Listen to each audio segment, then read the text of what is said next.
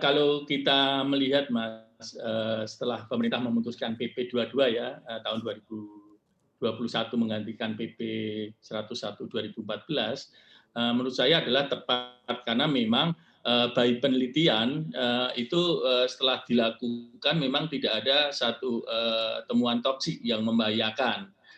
Sehingga akhirnya pemerintah memutuskan tidak dinilai sebagai limbah B3. Dan ini tentunya memang 7 tahun lah kita terlambat. Mestinya kan saat itu dari sisi konten chemical yang ada, mestinya memang tidak dianggap sebagai B3. Namun kan sekarang dengan keputusan peraturan pemerintah terbaru, tentunya dengan non B3 itu akan lebih bisa digerakkan nilai keekonomian dari yang sebelumnya sebagai cost center sekarang bisa menjadi revenue driver, Mas. Sehingga intinya satu bahwa memang kita terlambat, menurut saya terlambat 7 tahun kita menunggu bahwa itu dianggap sebagai non B3. Ya. Jadi ini adalah langkah tepat begitu yang dilakukan oleh pemerintah walaupun mengundang pro kontra, Pak? Ya, langkah tepat, Mas. Tinggal nanti bagaimana kita menjembatani satu tentunya langkah pertama adalah satu mengoptimalkan karena kita tahu bahwa hampir semua negara importir batu bara itu justru memanfaatkan B3, bahkan memanfaatkan B3 dan tidak menganggap sebagai B3 seperti Cina itu sekedar menganggap limbah padat.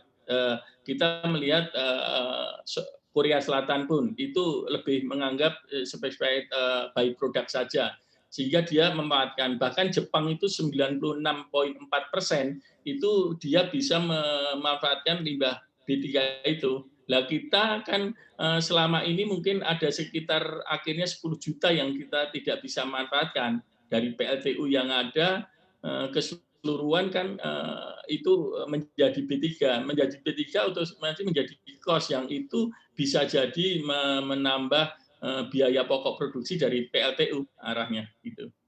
Ya. Tapi kalau kita lihat dari nilai atau mungkin potensi ekonomi, seberapa besar untuk pemanfaatan limbah faba ini bisa dilakukan, Pak? Sebenarnya kalau kita melihat, Mas, kita bayangkan satu, dulu pada saat ini dianggap nilai B3 kan tentunya satu, pertama maintenance terhadap biayanya daripada penyimpanan itu, dan itu pun dibatasi. Dan itu pun ada unsur hukum, kalau pengelolaan tidak bisa jadi terhentinya PLTU batubara. Yang kedua, perizinan, dan perizinan pun kan tidak saat itu memanfaatkan kan dari sisi pengangkutan, dari sisi stok, begitu memanfaatkan pun tidak bisa berlaku di tempat lain. Misalnya kita mendapatkan izin untuk PLTU A, kita tidak bisa memanfaatkan izin itu untuk PLTU B. Dan akhirnya apa? Dengan kondisi dianggap sebagai B3, akhirnya menumpuk. Bahkan kalau kita bayangkan, saat itu menumpuk mungkin hampir 10 juta ton lah. Tahun ini PLTU batubara dari total 74.000 megawatt yang ada, itu kan hampir 34,6 kan PLTU batubara. Dan tahun ini 2021 kalau kita lihat domestic market obligation itu kan kebutuhan batu bara nasional itu 113 juta ton PLN plus independent power producer ya plus swasta.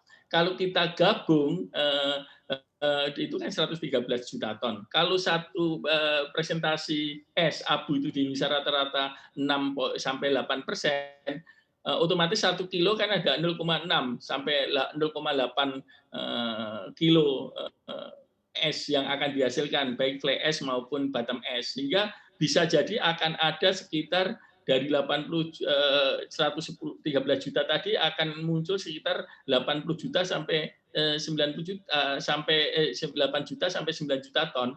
Dan ini sebenarnya kan sesuatu yang memang bisa digerakkan ekonomis, Bu. Jangan lupa untuk download aplikasi CNBC Indonesia yang tersedia di Play Store dan juga App Store untuk mengikuti terus perkembangan informasi seputar ekonomi dan bisnis terkini.